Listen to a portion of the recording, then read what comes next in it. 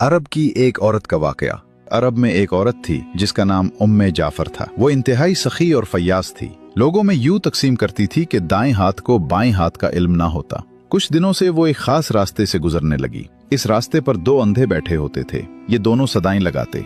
एक अंधा कहता था, इलाही मुझे अपने फजलो करम से रोजी अता फरमा। दूसरा अंधा सदा लगाता, या रब मुझे उम्मे जाफर का बचा हुआ अता कर। उम्मे जाफर दोनों की सदाएं सुनती थी और दोनों को कुछ न कुछ अता करती थी। जो अंधा अल्लाह के फजल का तलबगार होता उसे वो 2 दिरहम दिया करती, जबकि जो अंधा उम्मे जाफर के फजल का तालिब होता उसे वो एक भुनी हुई मुर्गी अता करती।